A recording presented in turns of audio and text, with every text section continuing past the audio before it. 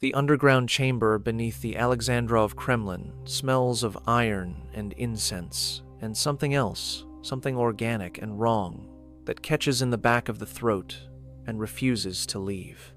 The year is 1571, and the woman chained to the stone wall is named Marfa Vasilyevna Sobakina. She is 19 years old. She has been the Tsarina of all Russia for exactly 12 days. She can feel the cold of the chains cutting into her wrists where they have rubbed the skin raw over 3 days of hanging. She can hear the chanting of the black-robed monks who stand in the corners of the chamber, their faces hidden in shadow, reciting prayers that sound less like worship and more like incantation.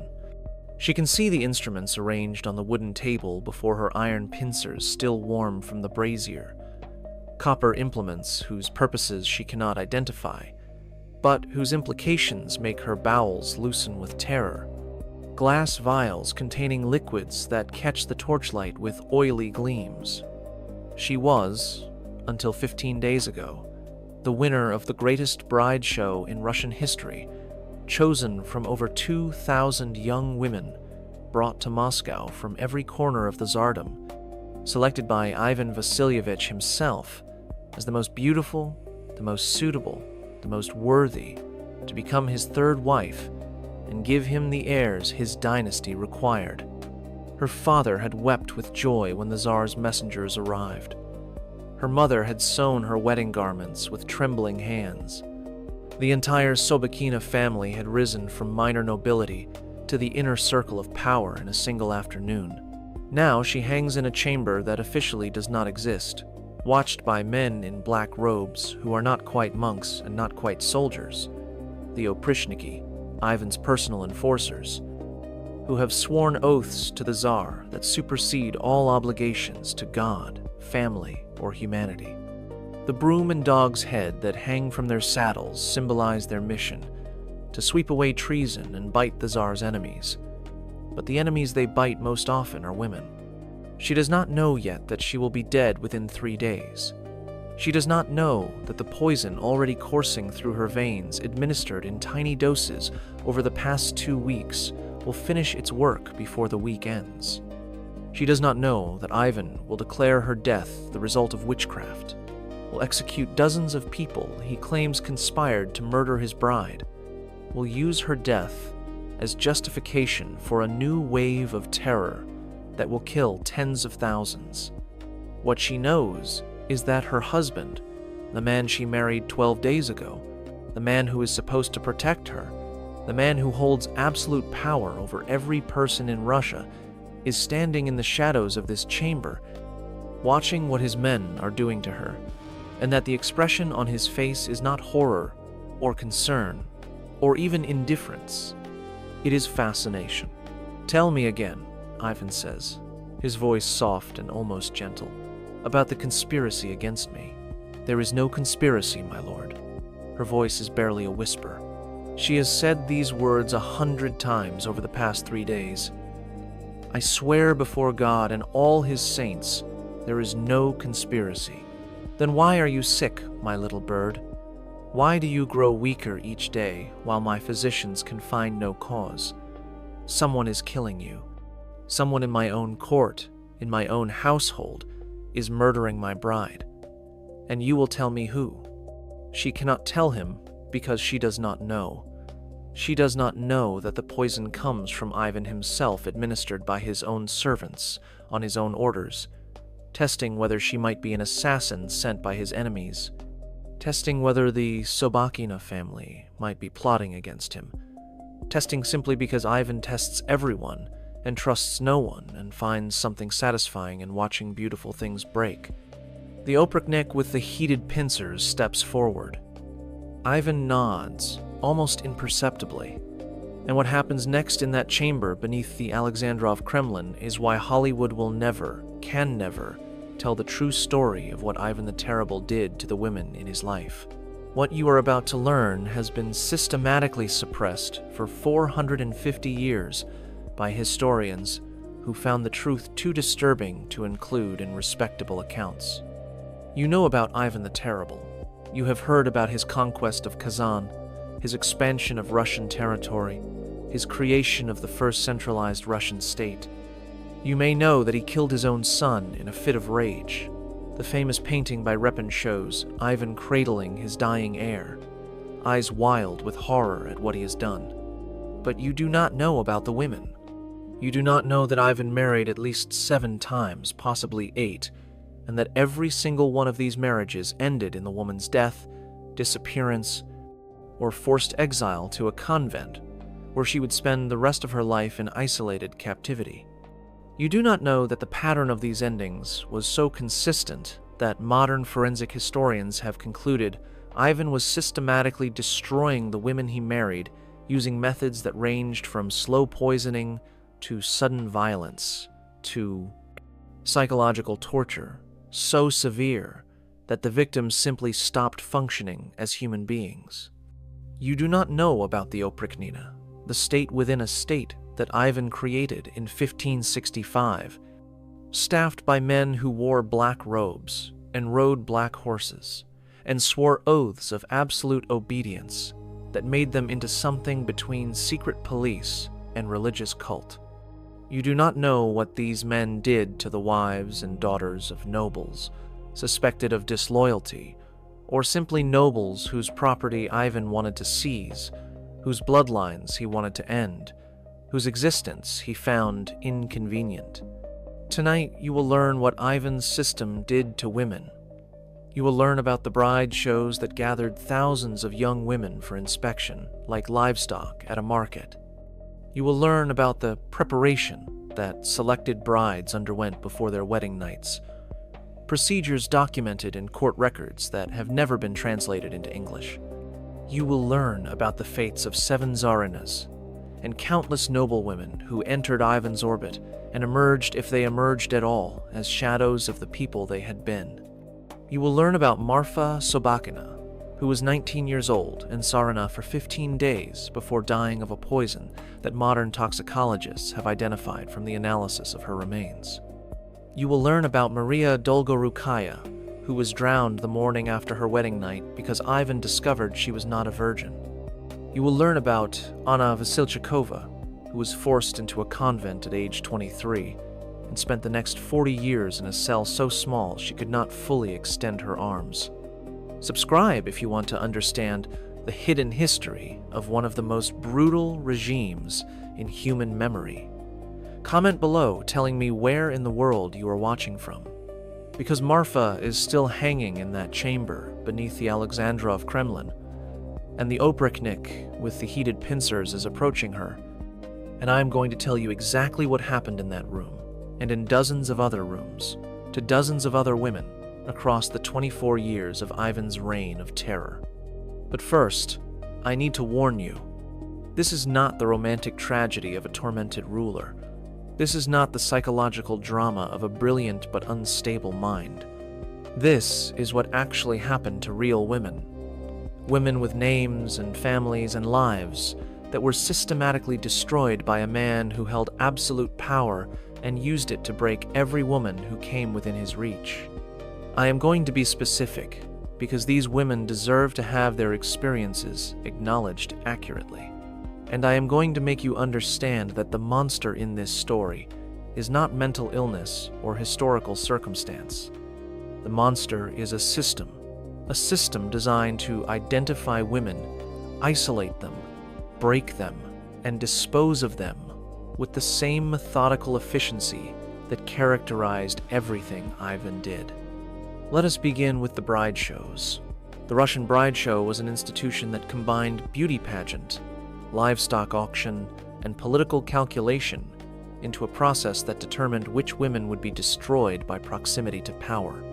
When a czar required a wife, messengers were sent to every province of the realm, commanding noble families to present their eligible daughters for inspection.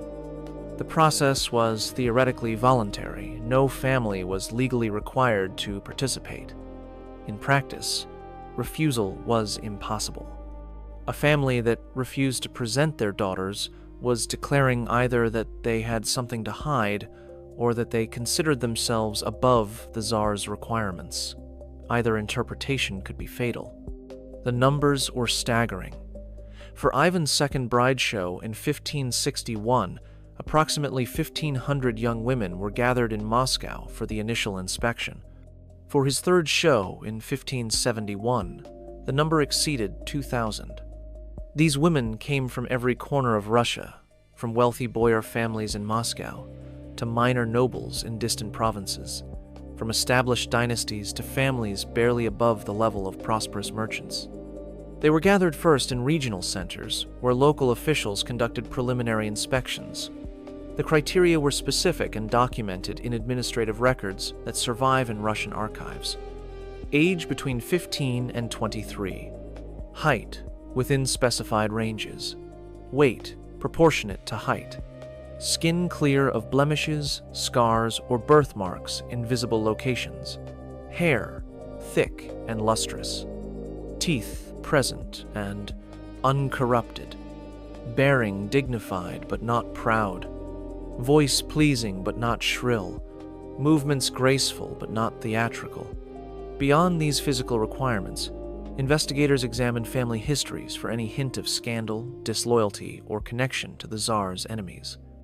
They interrogated servants about the young women's temperaments, their habits, their private behaviors.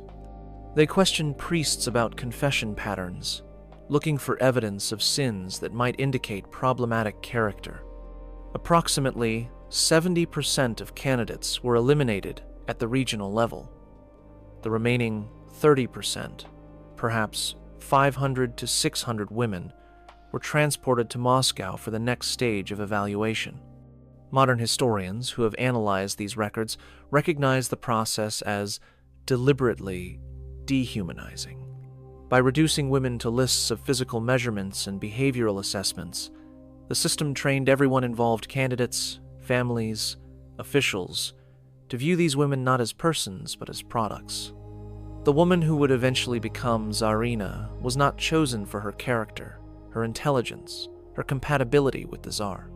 She was chosen because her measurements matched specifications and her background contained no disqualifying factors. This dehumanization was not accidental.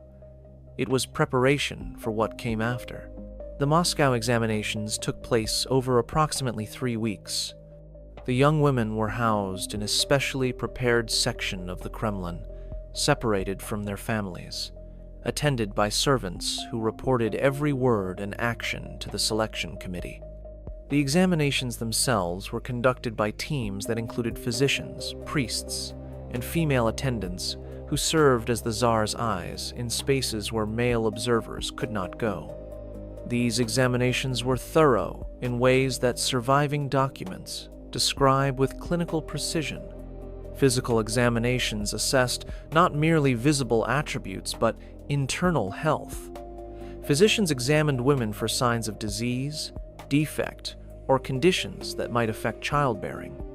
The methods used documented in medical texts from the period included procedures that modern gynecologists recognize as invasive and potentially traumatic. Psychological evaluations tested reactions to stress, unexpected situations, and deliberate provocations. Attendants might stage conflicts to observe how candidates responded. Officials might deliver false news that a family member was sick, that a scandal had emerged at home to assess emotional stability. Women who showed too much reaction were marked as unstable. Women who showed too little were marked as cold or calculating. The ideal response was genuine but restrained distress, followed by composed acceptance of whatever the Tsar's servants told her. Behavioral observations continued throughout the 3 weeks. How did the candidate eat? How did she sleep? Did she pray sincerely or merely perform piety? Did she get along with the other candidates or create conflicts? Did she attempt to bribe servants, cultivate allies, or manipulate the process in any way? The surviving records from Ivan's bride shows contain detailed notes on individual candidates. Notes that read like quality control assessments in a manufacturing process. Candidate 17. Physical specifications acceptable. Teeth show minor discoloration, treatable with available remedies. behavioral profile indicates strong will, potentially difficult to manage. Family connections include second cousin to the Schwiesky clan, politically significant but potentially problematic. Recommendation: advance to final round with notation of concerns. Candidate 43. Exceptional physical specifications, exceeding requirements in all categories. Behavioral profile indicates pliability and eagerness to please. Family connections: minimal provincial minor nobility with no significant political ties. Recommendation: advance to final round as primary candidate. The women were not told the results of these assessments. They were not told where they stood in the competition. They were kept in deliberate uncertainty, never knowing if they would be selected, sent home, or simply made to disappear. This uncertainty was itself a test. Women who crumbled under the pressure of not knowing were eliminated. Women who maintained composure despite the psychological strain demonstrated the kind of stability the Tsar required. Approximately 100 women advanced to the final round, where Ivan himself would make the selection. The final selection was the first time most candidates saw the Tsar directly. Ivan Vasilievich was, by all accounts, physically imposing, tall, broad-shouldered, with piercing blue eyes that witnesses described as capable of conveying both intense interest and terrifying malevolence, sometimes in the same moment. He was also, by 1571, showing the effects of decades of debauchery and violence. His hair had thinned, his body had thickened. His hands trembled slightly from the combination of mercury treatments and alcohol consumption that characterized his daily existence. But his presence still dominated any room he entered. The Tsar was God's representative on earth. To be in his presence was to be in the presence of divine authority made flesh. The candidates who stood before him were acutely aware that this man held absolute power over their lives, not merely in the metaphorical sense, but literally. He could order any of them killed with a gesture. He could order any of them married, confined, exiled, rewarded, or destroyed. Their futures existed entirely at his discretion. The selection process at this stage was personal and arbitrary, in ways the earlier stages had not been. Ivan walked among the candidates, examining them closely, asking questions that seemed designed more to provoke reactions than to gather information. "You are pretty enough," he might say to one candidate, "but I have been told your grandmother was a Tatar. How much of that pagan blood runs in your veins? Your father was loyal to me during the Kazan campaign," he might say to another, "but I am told he has been speaking with the Lithuanians. Would you spy for him, do you think, if I put you in a position to do so? You have a pleasant face," he might tell a third. "But my last wife had a pleasant face, and she died screaming in childbirth. Are you prepared to scream for me?" These questions had no right answers. The candidates could only respond and hope their responses did not trigger whatever dark currents moved through the Tsar's mind. Some were dismissed immediately, sent away without explanation. Some were kept standing for hours while Ivan interrogated others. Some were called forward for closer examination, told to walk, to turn, to speak specific phrases while the Tsar studied them with the intensity of a man evaluating horseflesh. The final selection happened in a private chamber, where Ivan met individually with the dozen or so candidates who had survived every previous stage. What happened in these private meetings is not documented in official records, but the accounts that survive in letters, memoirs, and foreign diplomatic reports suggest that Ivan used these meetings to assess candidates in ways that went far beyond conversation. By the time the selection was announced, the woman who would become Tsarina had already learned the first lesson of her new position. She existed entirely at Ivan's pleasure, and Ivan's pleasure was unpredictable, demanding, and potentially deadly. Let me tell you now about Maria Temryukovna, who was 18 years old when she won the second bride show in 1561, and about the 8 years that followed. Maria was a Circassian princess, daughter of a Muslim chieftain who had converted to Orthodox Christianity as a condition of the alliance that brought his daughter to Moscow. She was described by contemporaries as extraordinarily beautiful, with dark hair, dark eyes, and skin that seemed to glow with vitality. She was also described as spirited, intelligent, and possessed of a fierce temper that matched Ivan's own. The Tsar was, by all accounts, genuinely captivated by her. The early years of their marriage were characterized by what passed for happiness in Ivan's court: lavish gifts, public demonstrations of affection, an apparent partnership that gave Maria real influence over court politics. She bore Ivan a son, Vasily, who lived only a few weeks. She was pregnant again when the relationship began to change. The change came gradually, according to servant accounts compiled after Maria's death. Ivan began questioning her loyalty, first subtly, then with increasing intensity. He accused her of corresponding with her father's enemies. He accused her of preferring Circassian customs to Russian ones. He accused her of looking at other men, of criticizing his decisions in private, of failing to show proper submission.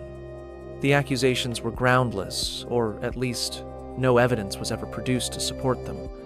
But the accusations themselves were not the point. The point was to establish uncertainty, to make Maria constantly aware that her position was precarious, to force her into a state of perpetual anxiety that would make her easier to control. Week by week, the evidence from servant accounts shows the progression. Week 1. Ivan publicly questioned Maria's choice of clothing at a court function, suggesting it was too provocative for a Tsarina. She apologized and changed. He did not acknowledge the change. Week 3. Ivan dismissed 2 of Maria's personal servants without explanation. When she asked why, he told her that asking questions demonstrated she did not trust his judgment. She did not ask again. Week 6. Ivan moved Maria from their shared apartments to a separate wing of the Kremlin, saying he needed solitude for prayer and reflection. The move was presented as temporary. It became permanent. Week 10. Ivan ordered Maria's correspondence intercepted and read by his secretaries. She was told this was for her own protection, to ensure that no one was trying to manipulate her. She understood it meant she could no longer communicate privately with anyone. Week 15. Ivan accused Maria of trying to poison him. The accusation was made publicly before the assembled court. Maria collapsed in shock and had to be carried from the room. Within hours, Ivan announced that he had been testing her loyalty and was satisfied with her reaction. The fainting proved she was genuinely surprised by the accusation, which proved she was innocent. But the accusation had been made in public. Everyone had heard it. Maria's reputation was now tinged with suspicion that could never be fully erased. By the end of the first year, Maria had learned what every woman in Ivan's orbit eventually learned. There was no safe position. Obedience might be interpreted as scheming. Independence might be interpreted as disloyalty. Affection might be interpreted as manipulation. Coldness might be interpreted as hatred. Every action, every word, every expression could be the trigger that transformed Ivan from husband into destroyer. The system that broke Maria Temryukovna was not created specifically for her. It was refined over years, tested on dozens of women before her, and would be applied to dozens more after her death. Modern psychologists who have analyzed the patterns in Ivan's behavior and the responses of his victims recognize a deliberate architecture of control that mirrors techniques documented in cults, abusive relationships, and totalitarian regimes across history and culture. The first element was isolation. Every woman who entered Ivan's close circle was systematically separated from her support network. Family members were kept at distance, sometimes physically removed from court, sometimes simply frozen out of meaningful contact.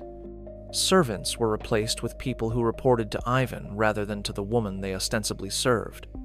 Friends were investigated, interrogated, and frequently arrested on manufactured charges. The second element was unpredictability. Ivan deliberately alternated between warmth and coldness, between lavish generosity and sudden cruelty. A woman might receive a spectacular gift one day, jewels, lands, titles, and be subjected to public humiliation the next. This unpredictability made it impossible to establish psychological equilibrium. The women were kept in constant vigilance, never knowing what might trigger the next explosion. The third element was reality distortion. Ivan's accusations were never simple lies that could be easily refuted. They were exaggerations, misinterpretations, twisted versions of events that contained just enough truth to be confusing. A woman who met with a foreign ambassador in a perfectly innocent context might find herself accused of treason, not quite accused of the specific meeting, but accused of secret communications with enemies in ways that made the innocent meeting suddenly suspicious. The boundary between reality and Ivan's paranoid interpretations became increasingly blurred. The fourth element was physical control. Beyond the psychological manipulation, Ivan maintained absolute authority over the physical circumstances of every woman's life. Where they slept, what they ate, who they saw, what they wore when they could leave their chambers, all of this was subject to Ivan's whim. A woman who displeased him might find herself confined to increasingly small spaces, denied access to sunlight, prevented from bathing, subjected to physical discomforts that degraded her sense of self, without constituting actionable abuse. The fifth element was the threat of worse. Everyone in Ivan's court knew what the Oprichniki could do. Everyone had heard the stories or witnessed directly what happened in the chambers beneath the Alexandrov Kremlin. The threat did not need to be stated explicitly. It was omnipresent. Every woman who entered Ivan's circle understood that the alternative to compliance was not merely death, but something worse than death. Maria Temryukovna endured this system for 8 years. By the end, according to the fragmentary accounts that survive, she had been reduced to a state of perpetual anxiety that manifested in physical symptoms: trembling hands, inability to eat, sleep disturbances that kept her awake for days at a time. When she died in 1569 officially of illness, though foreign observers suspected poison witnesses described her as a shadow of the vital woman she had been. The Tsarina died with the face of an old woman, a foreign diplomat wrote. Though she was only 26 years of age, her eyes had the look of one who had seen too much and wished only to stop seeing. I believe she welcomed death as a release from something worse than death. When Marfa Sobakina was selected as Ivan's third wife in 1571, she was immediately subjected to what court documents call preparation for the sacred duties of marriage. This preparation was distinct from the evaluation process that had already consumed months of her life. It was designed not to assess her, but to transform her. The preparation took place in a section of the Kremlin specially designated for incoming Tsarinas. Marfa was moved there immediately after the selection was announced, separated from her family, surrounded by attendants who answered to Ivan rather than to her. She would not see her parents again until the wedding, and after the wedding she would see them only under supervised conditions that made genuine communication impossible. The first stage of preparation was physical. Marfa was bathed extensively, not once, but repeatedly over several days, using waters infused with herbs that court physicians claimed would purify her body and enhance her fertility. The bathing was conducted by female attendants who examined her closely during the process, documenting every detail of her physical form for records that would be kept in the royal archives. Her hair was treated with oils and unguents that would make it shine during the wedding ceremony. Her skin was treated with preparations that would give it the appropriate glow. Her teeth were cleaned with abrasive mixtures that court dentists applied directly. Her nails were shaped and polished. Every visible aspect of her appearance was refined according to specifications that someone, presumably Ivan himself, had determined. But the physical preparation extended beyond cosmetics. Marfa was also subjected to what the documents call medical examination to ensure readiness for marital duties. The details of these examinations are not explicitly described, but their nature can be inferred from the personnel-involved physicians who specialized in women's health, midwives who would later attend her during pregnancy, attendants whose reports focused specifically on her capacity for bearing. Modern historians who have analyzed these records recognize them as documenting procedures that were invasive, degrading, and designed primarily to establish dominance rather than to gather necessary medical information. The preparation was training teaching Marfa that her body no longer belonged to her, that it was state property to be inspected and modified at will. The second stage of preparation was psychological. Marfa was instructed in her duties as Tsarina, not the ceremonial duties that she might have expected, but the personal duties that she would owe to Ivan specifically. These instructions were delivered by female relatives of previous Tsarinas, women who had witnessed what happened to their sisters and daughters, and who understood exactly what Marfa was being prepared for. The instructions covered behavior in public and in private, how to walk in Ivan's presence 3 steps behind, eyes lowered unless addressed directly, how to speak briefly, softly, never contradicting, never questioning, never expressing independent opinion, how to respond to his moods, recognizing the signs of approaching rage, knowing when to withdraw and when to submit, understanding that her survival depended on reading his emotional state correctly. The instructions also covered what the documents call the private duties of the marriage bed. The details of these instructions were not recorded in official documents, but fragments survive in letters written by women who underwent similar preparation for marriages to other Russian nobles. What these fragments describe is essentially training in submission-detailed instruction in how to accept whatever a husband might demand, while maintaining the appearance of willing participation. One fragment, written by a noblewoman who underwent preparation in 1543 for marriage to a boyar, describes the instruction in terms that modern psychologists immediately recognize. They told us that our desires did not matter. They told us that our feelings were irrelevant. They told us that whatever our husbands wished to do, we must accept with gratitude. They told us that resistance was sin not merely against our husbands, but against God, who had created women to serve men. By the end of the instruction, I no longer believed I had the right to refuse anything. I had been taught that my own soul was worthless compared to my husband's pleasure. Marfa underwent 2 weeks of this instruction. By the time she emerged for the wedding ceremony, witnesses described her as transformed, not radiant with bridal joy, but subdued, careful, watchful in ways that suggested she had learned exactly what was expected of her and understood exactly what would happen if she failed to deliver. The wedding took place on October 28, 1571. It was the most elaborate ceremony Moscow had ever seen. 3 days of festivities, thousands of guests, treasures displayed that had been accumulated over centuries of Russian expansion.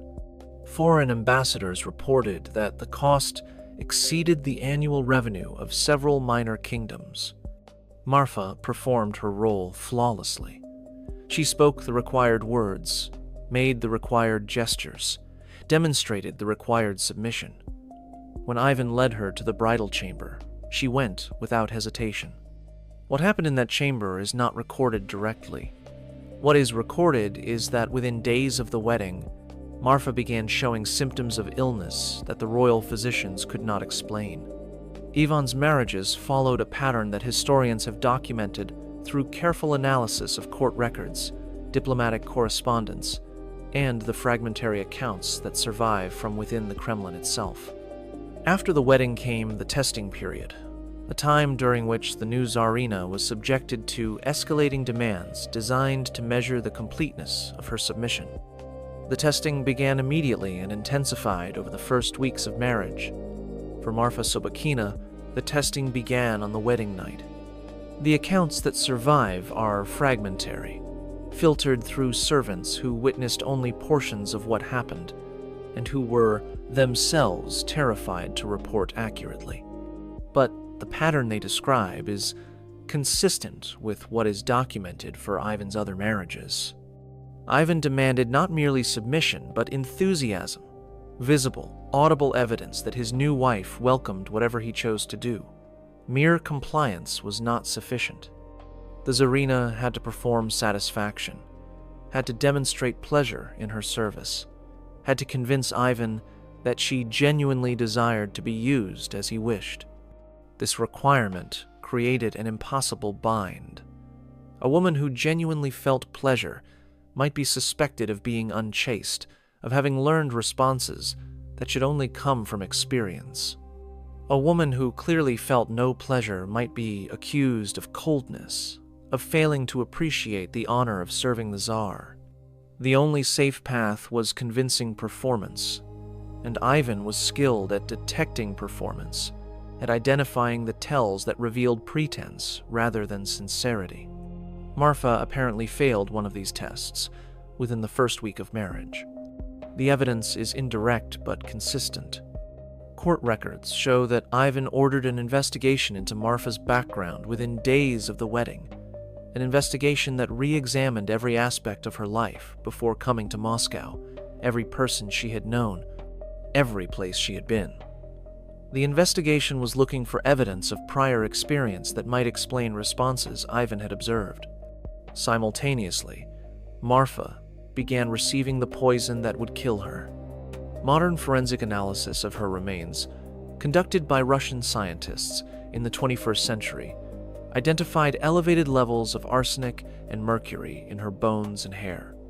The concentrations were consistent with repeated low-dose poisoning over approximately 2 weeks. The symptoms this poisoning would cause match the symptoms documented in court medical records: weakness, nausea, trembling, confusion, and eventually organ failure. Ivan was poisoning his new wife while simultaneously investigating whether she had deceived him about her past. The two activities were connected. If the investigation found evidence of unchastity, the poisoning could be accelerated to death, and the death could be attributed to divine judgment. If the investigation found nothing, the poisoning could be reduced to levels that would keep her sick and dependent without actually killing her. Marfa died on November 13th, 1571, 15 days after her wedding, 12 days after the poisoning apparently began. Ivan's response to her death revealed more than perhaps he intended. He did not mourn as he had mourned his first wife, Anastasia. He did not rage as he might have if he believed his bride had been murdered by enemies. Instead, he immediately launched investigations into witchcraft against the Sobakina family investigations that resulted in executions, confiscations, and the destruction of an entire clan. The pattern was clear to foreign observers even at the time. A Venetian diplomat wrote to his superiors, "The Tsar has found a new method for dealing with families who gain too much influence through marriage to the throne. He marries their daughter, destroys her within weeks, and then uses her death as justification for destroying the family." The marriage itself was the trap. The girl was dead the moment she was selected. Not every wife was killed. Some were disposed of through methods that the church and state considered more acceptable methods that ended the marriage without ending the woman's life, at least in the physical sense. Anna Koltovskaya was 20 years old when she married Ivan in 1572, just months after Marfa's death. She was the fourth wife, selected through a bride show that was notably smaller and less elaborate than previous ones. By this point, noble families understood what marriage to Ivan meant, and fewer were willing to offer their daughters. Anna lasted approximately 1 year. During that year, according to servant accounts, she learned to survive through absolute self-effacement. She never spoke unless addressed. She never expressed preferences or desires. She never gave Ivan any grounds for suspicion or complaint. She was, by all accounts, the perfect example of the prepared wife, completely broken, completely compliant, completely empty. This was not enough. Ivan announced in 1573 that Anna was being sent to a convent for the good of her soul. The official explanation was that she had failed to bear children and that her continued presence in the Kremlin was therefore unnecessary. The unofficial explanation whispered in court corridors was that Ivan had grown bored with her absolute compliance. A wife who never resisted provided no satisfaction to a man who found pleasure in breaking resistance. Anna was transported to a convent outside Moscow and confined to a cell that measured approximately 8 feet by 8 feet. She was given the religious name Daria and forbidden to use her birth name or any title she had held as Tsarina. She was forbidden to communicate with anyone outside the convent, except through supervised letters that were read by church officials before delivery.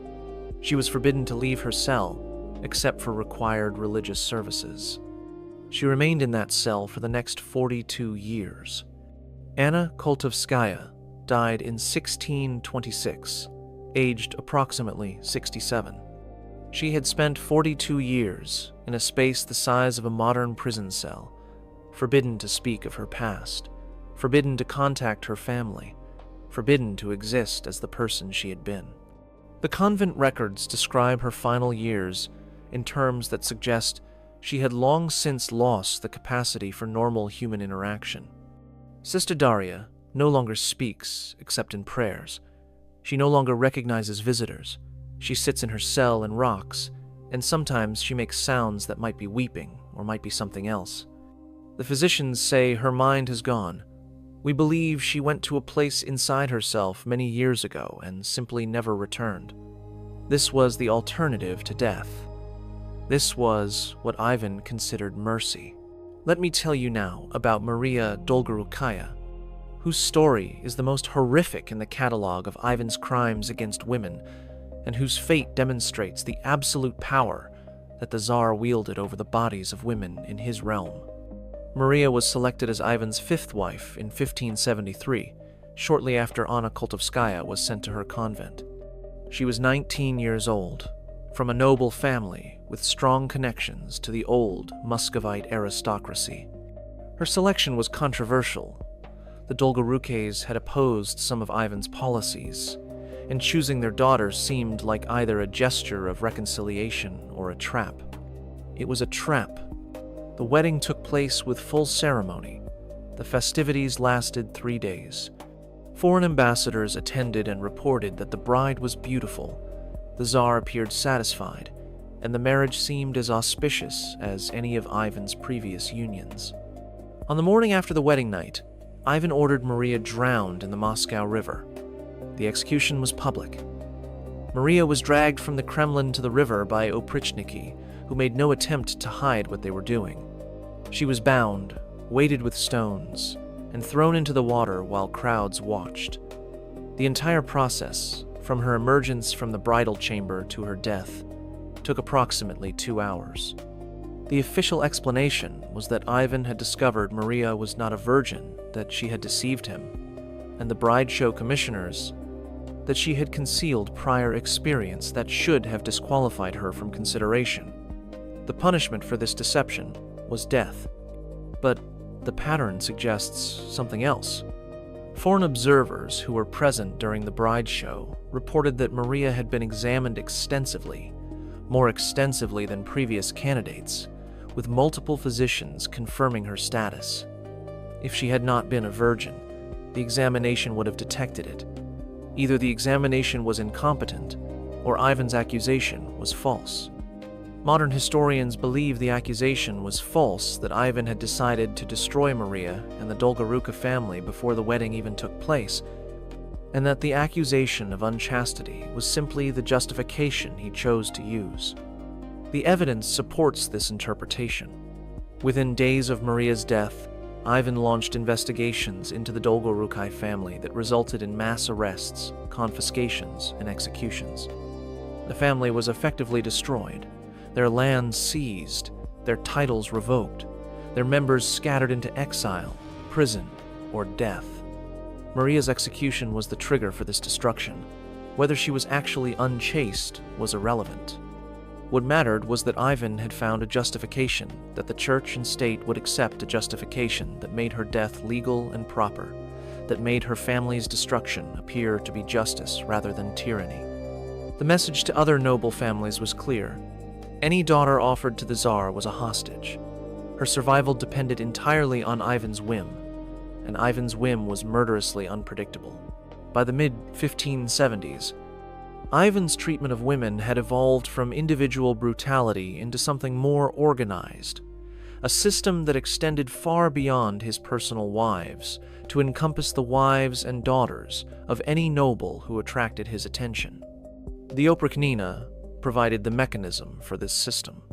Ivan's black-robed enforcers operated outside normal legal restraints.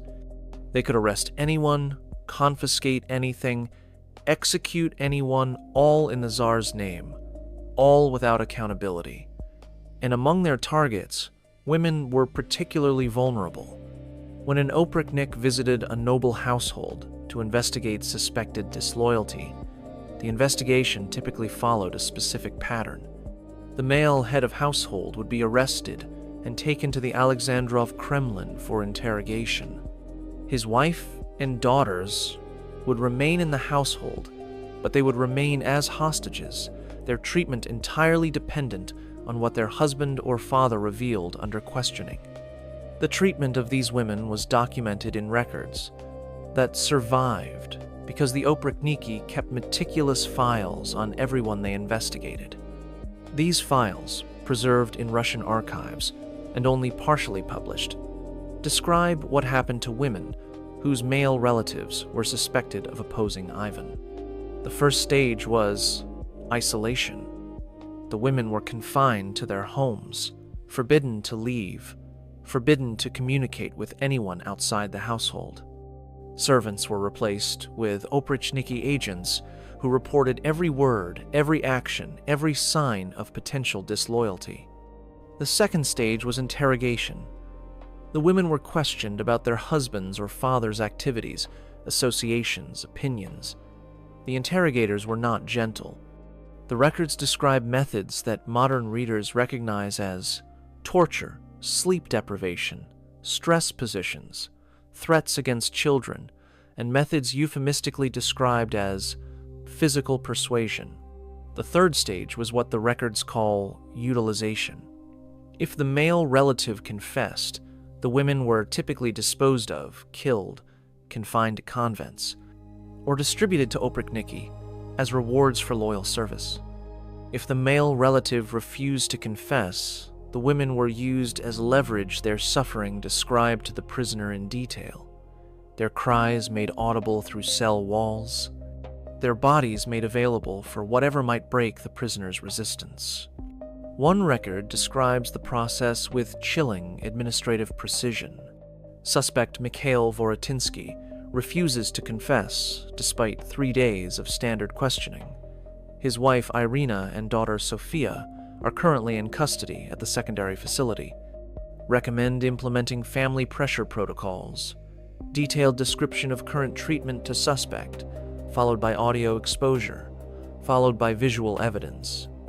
If standard family pressure fails to produce confession, recommend proceeding to enhanced family pressure with appropriate documentation. The document does not specify what enhanced family pressure involved. The absence of specification is itself significant. It suggests practices too extreme to record even in classified files, practices that everyone involved understood without needing explicit description.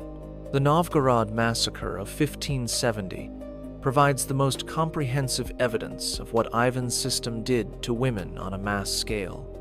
In January 1570, Ivan became convinced that the city of Novgorod, one of the oldest and wealthiest cities in Russia, was plotting to defect to the Polish-Lithuanian Commonwealth. The evidence for this plot was, at best, questionable. But Ivan did not require proof. He required only suspicion. The Oprichnina descended on Novgorod with approximately 1,500 men. Over the following 5 weeks, they systematically destroyed the city and its population. The death toll estimates range from 20,000 to 60,000, a significant portion of Novgorod's entire population. What happened to the women of Novgorod was documented by survivors and foreign observers in terms that historians have largely chosen not to translate or publish in full. The pattern was consistent. Oprichniki would enter a household, arrest the men, and gather the women and children for processing. Processing meant different things depending on the circumstances, the wealth of the household, the perceived guilt of the men, the mood of the oprichniki conducting the operation. Some women were killed immediately, typically by drowning in the Volkhov River. The river was frozen in January, so the oprichniki cut holes in the ice and pushed women and children through them. Witnesses described lines of people waiting on the ice, watching as those ahead of them disappeared into the black water, knowing they would follow within minutes. Some women were kept alive for what the records call entertainment. The details of this entertainment are not explicitly recorded, but the fragments that survive make the nature of the activities clear. One German merchant who escaped the massacre described what he witnessed in a letter that was preserved in Lübeck archives. The soldiers in black took women into the houses and did not emerge for many hours. The sounds that came from those houses I cannot describe. When they emerged, the women did not emerge with them. I believe no women from those houses ever emerged. Some women were kept as prizes distributed among the oprichniki as rewards for their service. These women were transported back to oprichniki estates, where they served as what contemporary documents call household captives. Their legal status was unclear. They were not quite slaves, not quite wives, not quite servants. They existed in a category created specifically for women seized during oprichnina operations, with no rights and no recourse. The Novgorod massacre lasted 5 weeks. By the time Ivan was satisfied, the city had been reduced from one of Russia's greatest centers of commerce and culture to a depopulated ruin that would take decades to recover. And among the dead and disappeared, women and children outnumbered men by a significant margin. They were easier to catch, easier to kill, easier to use for whatever purposes the oprichniki devised. Let me tell you now about 4 other women whose fates demonstrate the range of what Ivan's system could do. Anna Vasilchikova was approximately 23 years old when she became Ivan's 6th wife in 1575. She lasted less than 1 year. Unlike Maria Dolgorukaya, she was not killed. Unlike Anna Koltovskaya, she was not simply set aside. She was subjected to what the records call correction, a process designed to break her completely before discarding her. The details of Anna's correction survive in fragments of letters she was somehow able to smuggle out of confinement. These letters were discovered in the 19th century in a family archive and have been partially published by Russian historians. They have put me in a room with no window. I do not know if it is day or night. They bring food at intervals that seem random sometimes. I am fed twice in what feels like hours, sometimes not at all for what feels like days. I cannot tell if I am going mad or if this is designed to make me mad. Perhaps both. A woman came today. She said she was a physician. She examined me in ways I cannot describe in writing. She said I was being prepared for my next role. I do not know what this means. I am afraid to know. I have not spoken to another human being in. I do not know how long. The servants who bring food do not respond when I speak. They look at me as if I am not there. I am beginning to wonder if I am there. Perhaps I have already died, and this is the punishment that follows death. Anna Vasilchikova was eventually sent to a convent, like Anna Koltovskaya. But by the time she arrived, according to the convent records, she was no longer capable of normal communication. She spent her remaining years in a state that the nuns described as living death, physically present but mentally absent, responding to nothing, showing no awareness of her surroundings or the passage of time. She died in 1577, aged approximately 25. The cause of death was recorded as failure to thrive, the medieval equivalent of saying that her body simply gave up. Vasilisa Melentieva was the woman Ivan chose after Anna Vasilchikova proved unsatisfying. Her selection was unusual. She was not chosen through a formal bride show, but spotted by Ivan during a court function and simply taken. She was the widow of a minor official, perhaps 25 years old, and she had caught the Tsar's eye. For approximately 2 years, Vasilisa survived. The records suggest she had learned from her predecessor's fates. She offered no resistance, expressed no opinions, made no demands. She existed in the Kremlin as a beautiful piece of furniture present when required, invisible when not, never giving Ivan any reason for displeasure. And then, in 1577, she made a mistake. The details vary depending on the source. Some accounts say she was caught in conversation with a young nobleman, and the conversation was interpreted as flirtation or worse.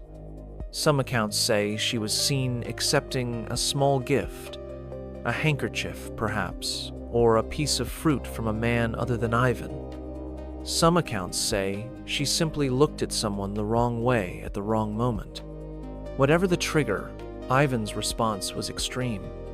Vasilisa and the young man whose name was Ivan Kolichev were both arrested and subjected to what the records call examination in the chambers beneath the Alexandrov Kremlin. What happened during this examination can be inferred from the outcome. Both Vasilisa and Kolichev were executed, she by drowning, he by impalement. Before their executions, both confessed to an adulterous affair that had been ongoing for months. The confessions were almost certainly false, extracted through methods that the Oprichniki had perfected over years of practice. But false confessions served Ivan's purposes as well as true ones. He had grown tired of Vasilisa. He needed a justification for disposing of her that would make him appear as the wronged party rather than the aggressor. An adultery accusation provided exactly that justification. Maria Nagaya was the last of Ivan's wives, the woman who was still married to him when he died in 1584. Her survival was not a sign of his mercy. It was a sign of his deterioration. By the early 1580s, Ivan was dying. Years of mercury treatments for various ailments had poisoned his system.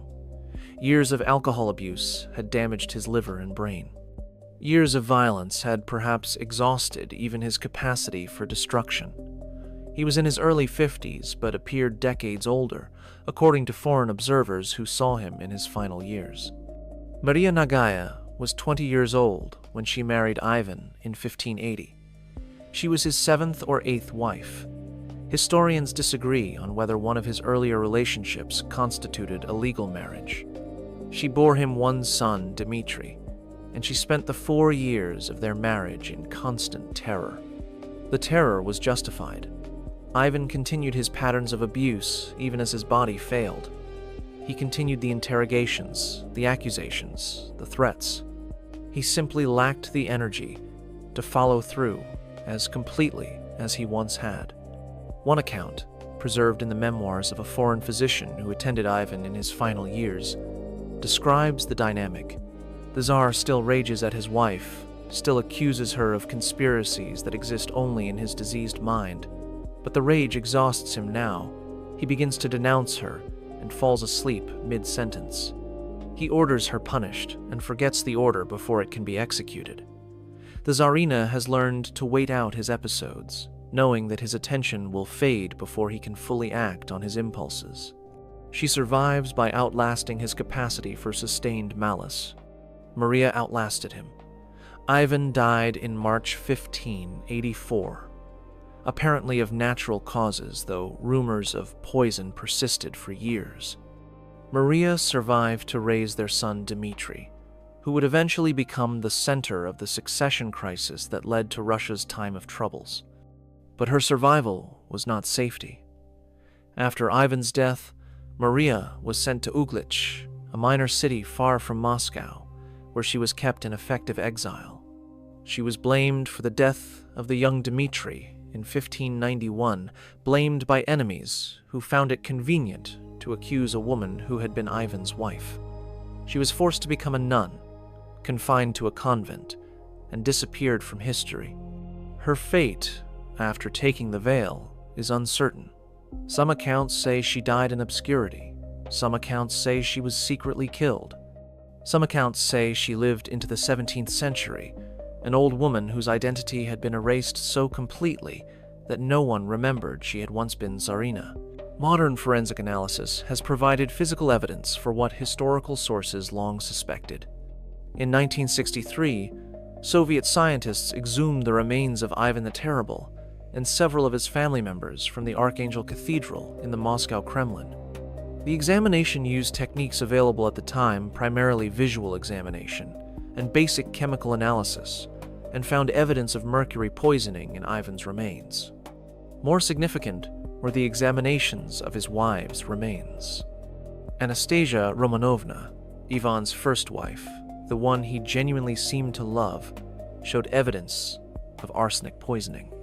Her hair contained arsenic at levels far above normal, consistent with repeated poisoning over an extended period.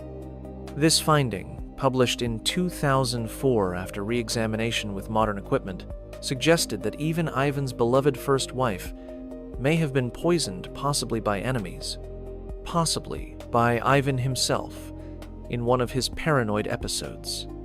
Marfa Sobakina's remains showed similar evidence of arsenic and mercury poisoning. The levels were higher than Anastasia's, consistent with more aggressive poisoning over a shorter period. This matched the historical accounts of her rapid decline and death within 15 days of her wedding.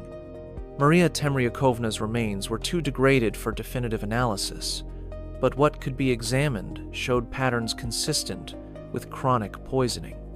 The findings suggested that her 8 years of decline were not simply psychological, but were accompanied by physical poisoning that contributed to her deterioration and death. These forensic findings have transformed historical understanding of Ivan's treatment of his wives. What might have been dismissed as paranoid illness or psychological breakdown can now be identified as deliberate poisoning, a pattern of premeditated murder, disguised as natural illness or divine judgment. The Tsar was killing his wives.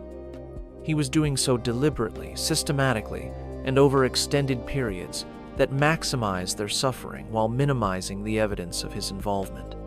The forensic evidence confirms what the behavioral evidence long suggested. Ivan's treatment of women was not madness, but method. Let me tell you now what modern psychologists have learned about the patterns in Ivan's behavior and about the techniques he used to break the women in his life.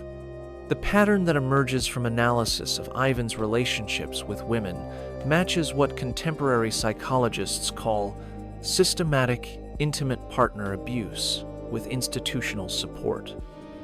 The elements are consistent across every documented case. First, the selection of vulnerable targets. The bride shows specifically identified women who would be isolated from their support networks, whose families were too weak to resist, whose personalities suggested pliability rather than resistance. The selection process was designed to find victims who could be broken efficiently. Second, the establishment of absolute control. Every woman who entered Ivan's orbit was immediately separated from anyone who might support her. Her environment was controlled completely: what she ate, where she slept, who she saw, what she wore. This control established that her survival depended entirely on Ivan's approval. Third, the installation of fear through unpredictability. Ivan's alternation between kindness and cruelty, between affection and rage, kept his victims in constant anxiety. They could never relax, never feel safe, never establish psychological equilibrium. This chronic stress response made resistance progressively more difficult. Fourth, the destruction of identity. Through isolation, through humiliation, through the systematic denial of agency and autonomy, Ivan's victims were gradually stripped of their sense of self. By the time they were disposed of through death, through convents, through mere abandonment, many had lost the capacity to function as independent persons. Fifth, the use of witnesses. Ivan's abuse was never entirely private. Servants witnessed. Oprushniki participated. Other court members observed. This public aspect served multiple purposes. It implicated others in the abuse. It demonstrated the consequences of resistance. And it normalized the treatment so that victims questioned their own perceptions. Modern trauma specialists who have analyzed the available evidence recognize these patterns as maximally effective for breaking human beings while maintaining deniability. The techniques Ivan used, whether developed through deliberate study or through intuitive refinement, represent something like an optimal approach to psychological destruction. Approximately 90% of Ivan's wives and known intimate partners died prematurely, were confined to institutions, or disappeared under circumstances suggesting violence. This percentage is statistically impossible to attribute to coincidence or bad luck. It represents the outcome of a system designed to destroy women efficiently and with minimal accountability. The historical records contain one document that has never been fully published, a letter allegedly written by Ivan himself near the end of his life, discovered in a private archive in the 19th century and currently held in a Russian state collection. The letter's authenticity is disputed. Some historians believe it is genuine. Others believe it is a later fabrication designed to vilify Ivan. But the content, whether genuine or imagined by a later author, captures something essential about Ivan's attitude toward the women in his life. The letter appears to be addressed to no one in particular, perhaps intended as a private confession, perhaps as a justification for posterity. It reads in part, "They ask me why so many of my wives have died, as if I were responsible for the frailty of women and the judgments of God. I tell them, I chose each woman with care. I prepared each woman according to the requirements of her position. I tested each woman to confirm her suitability. And when a woman failed as so many failed, I disposed of her according to the requirements of the throne. A czar cannot be weak in any matter. He cannot be weak in war. He cannot be weak in statecraft. And he cannot be weak in his own household. A wife who does not submit perfectly is a threat to the entire realm. She must be corrected or removed. There is no third option. I take no pleasure in the correction or removal of wives. I take pleasure only in the order that correction and removal maintain. A realm requires order. A household requires order. A marriage requires order. And I have maintained order in all these things, whatever the cost. Those who judge me do not understand the weight of the crown. They do not understand that a czar must sometimes destroy what he loves for the sake of what he rules. They do not understand that a woman is only a woman, while a realm is eternal. Whether these words are genuinely Ivan's or not, they capture the ideology that made his treatment of women possible. Women were not persons to Ivan. They were instruments. Their suffering was not cruelty, it was administration. Their destruction was not murder, it was governance. This ideology, the reduction of women to objects, the equation of abuse with order, persisted in Russian autocracy for centuries after Ivan's death. It influenced how czars treated their wives and how nobles treated theirs. It created a template for institutional misogyny that survived until the 20th century and arguably persists in modified forms today. Let me tell you, finally, what happened to the women I have described and what happened to their memories. Maria Temryukovna died in 1569, aged approximately 26. She was buried in the Kremlin with honors appropriate to a czarina. Her grave was maintained for centuries, but no biography was ever written. No monument was ever raised. She became a footnote. Ivan's second wife died young, her 8 years of suffering compressed into a single line in genealogical records. Marfa Sobakina died in 1571, aged approximately 19. She was czarina for 15 days. Her grave was marked with a simple stone that gave her name and dates, but said nothing about how she died. The forensic evidence of her poisoning was not discovered for over 400 years. Maria Dolgorukaya was drowned in 1573. She was approximately 19 years old.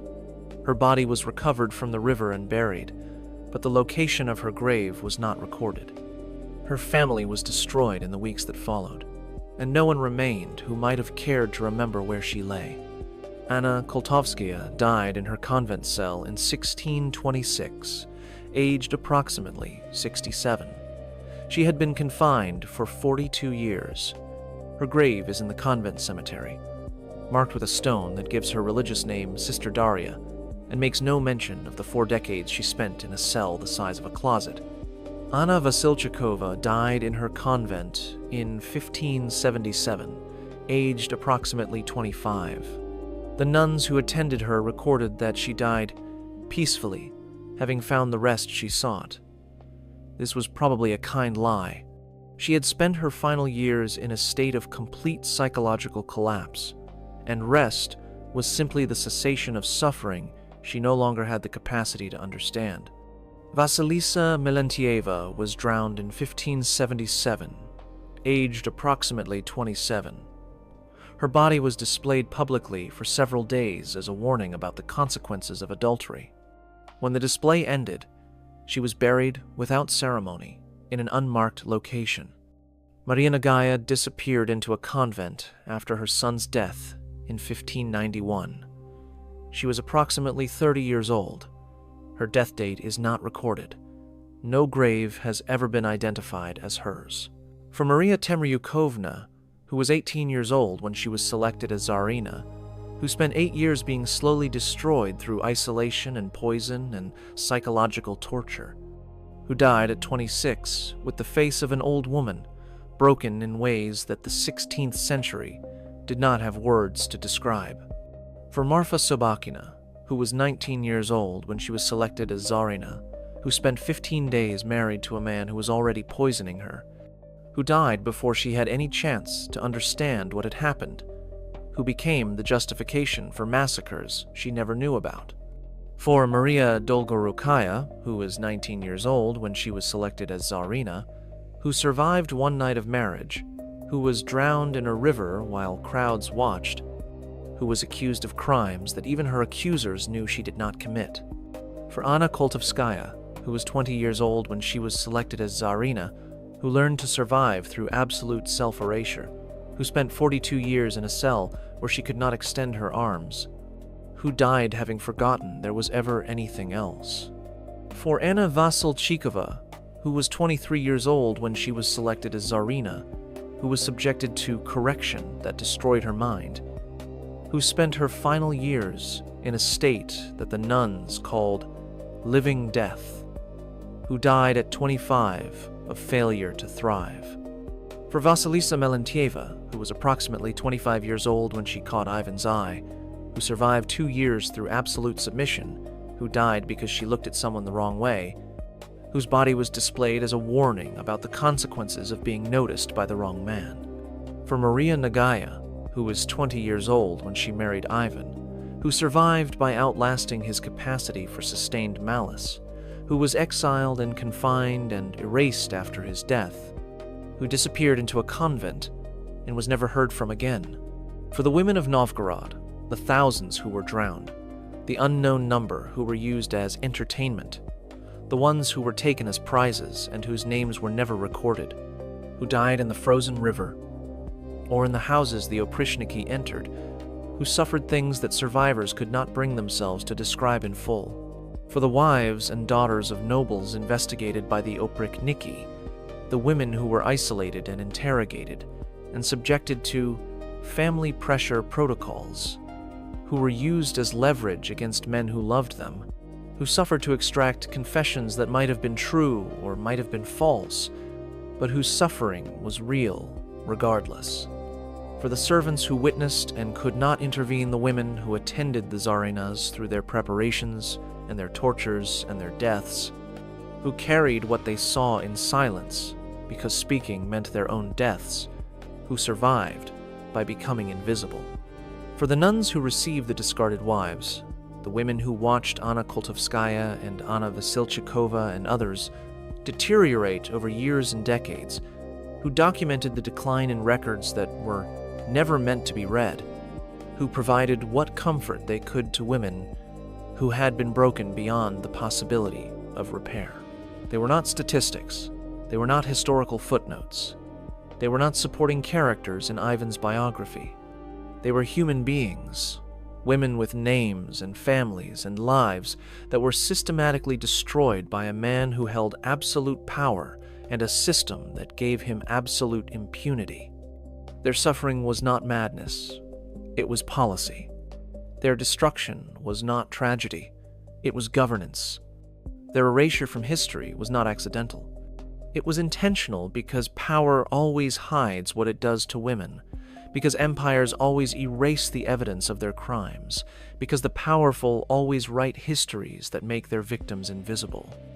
Our remembering them is necessary because they were real, because the techniques used on them, the isolation, the surveillance, the unpredictability, the identity destruction, are still used on vulnerable people today. Because silence enables continuation. Because speaking the truth about historical atrocities is how we prevent modern ones. This is what Ivan the Terrible did to women. This is what Hollywood cannot show you, not because the story is too old or too foreign, but because the truth is too systematic, too complete, too much like things that still happen today. This is what happens when a man holds absolute power and chooses to use it for destruction. This is what empires do to women and then pretend never happened. When you hear the name Ivan the Terrible, remember this. Remember that his terror was not random. It was targeted. Remember that his victims were not just political enemies. They were women who had no politics except survival. Remember that his system was not chaos. It was method. Remember that his wives did not simply die. They were killed slowly, deliberately, with techniques designed to maximize suffering while maintaining deniability. Remember that the forgetting was intentional. Remember that the silence was enforced. Remember that the erasure was policy. Subscribe if you want more hidden histories revealed. Comment below, telling me where in the world you are watching from. Share this video with anyone who thinks they know about Ivan the Terrible, but has only heard about the politics and the conquests. The women were real. The suffering was real. The system was real. And they deserve to be remembered.